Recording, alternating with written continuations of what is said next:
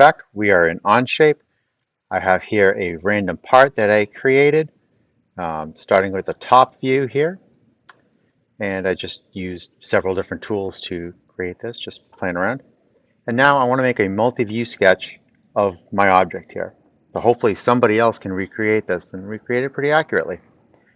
To do that, I'm going to come down here to the bottom left corner, right next to Part Studio, and click on the plus button to create a new tab, and I want to create a drawing.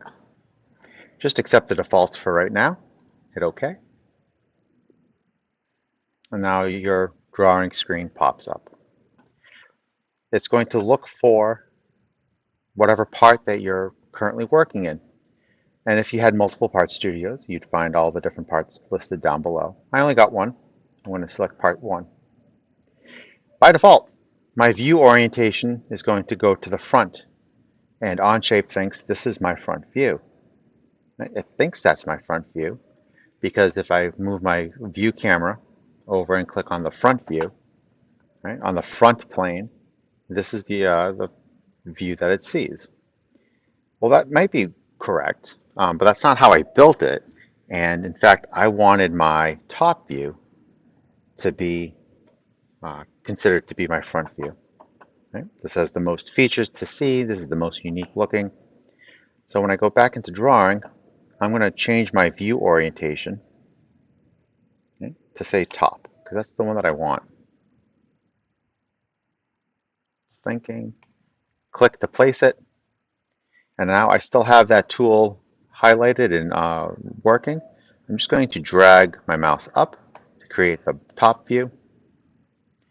And I can click on the front view one more time, go to the right, that creates my side view. And then finally I can click that front view one last time, move it diagonally up, and create my isometric view. And then hit escape to get out of the tool. So there you go, there's your multi-view sketch. And now remember, everything here lines up. So if I move any of my shapes around, or any of my views around, excuse me, they will move accordingly. The only one that stays still is this isometric view. All right, so let's get this looking to be more like a useful drawing. I'm going to start out here by going to the isometric view. I'm going to right click.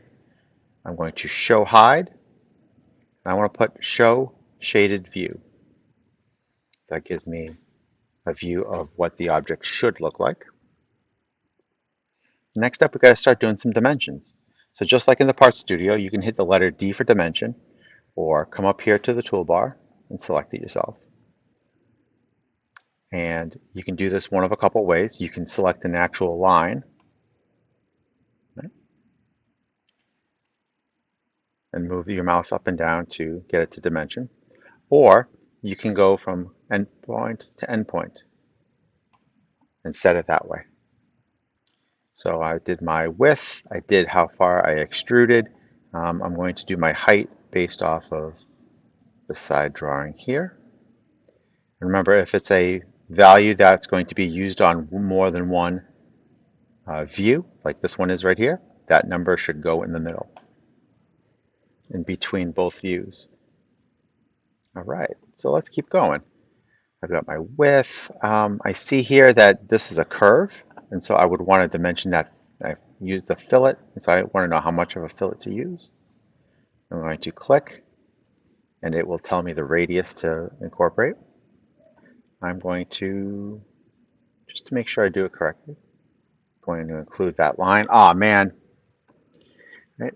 That number shows up right in between those lines. It makes it really hard to see.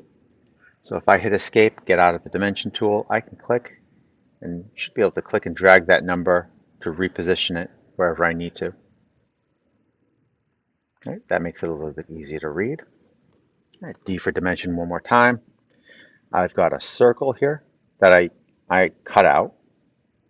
I'm going to click and drag that over. I'll do that over here to the side.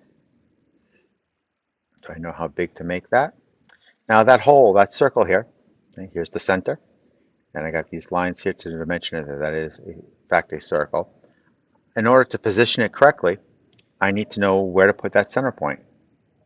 So to indicate that, I'm going to click on the center, I'm going to click on the side, and I want to know how far away from that left side to put that circle, and just drag that number over. And then I need to know how far up and down to put that circle. I'm going to click on the center point. I'm going to click on this bottom edge, and I'll drag that out over here. All right? Please, please, please, please avoid having your numbers on the inside. All right? That's not good practice. We want to have numbers out here on the outside somewhere. There. That works.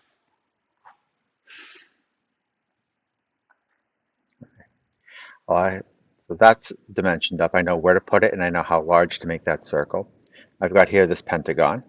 I would probably want to know how large to make one of those sides. So I can select the side and drag that out.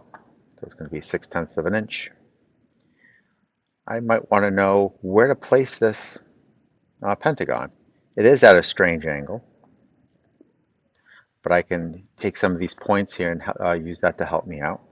So I know that this far corner here should be that distance away from the left edge.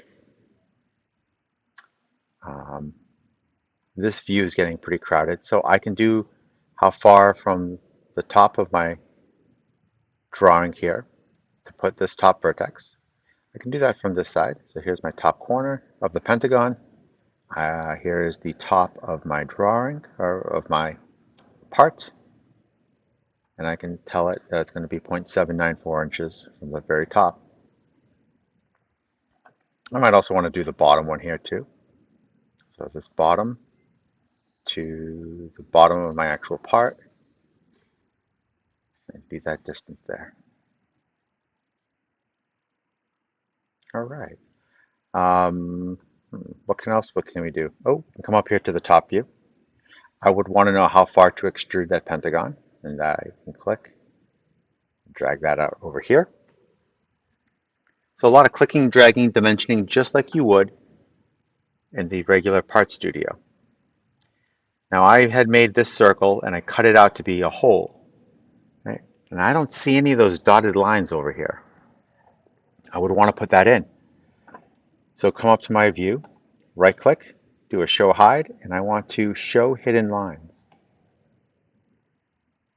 So over here, I've got the two lines going through. This says that this piece is hiding, and I can see that it goes all the way through. And then this dotted line is actually the bottom part here of a piece that I chamfered out.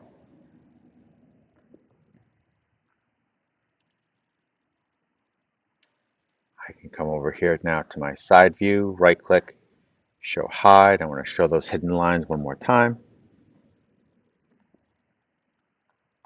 All right, so the one last thing that I don't have dimensioned is this chamfer here. Well, that chamfer, that was I needed to know the angle at which to cut it at. So to show an angle, I have my dimension tool. I'm going to click on the two lines, and I'm going to drag my mouse out. Whoops, do it that way. There, so that's a 45-degree angle. And I might want to know what this distance is. All right. And I think that should be it.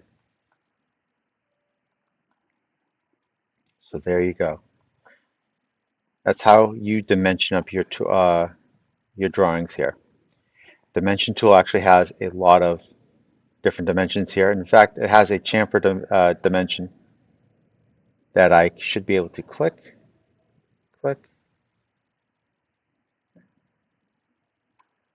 and it tells me not only the angle that I used, but then how far back, right, it chamfered. There's some other tools here. Maximum or minimum dimensions. That's good for doing the outsides or insides of circles. Right? You can do a point to a line. There's a handful of other things that we can do here. If you have any questions, let me know. and then I can help you directly in class. But this should get you started with being able to place 3 different views, put in your isometric view and shade it in, and then put in most of your basic dimensions. All right, guys, good luck.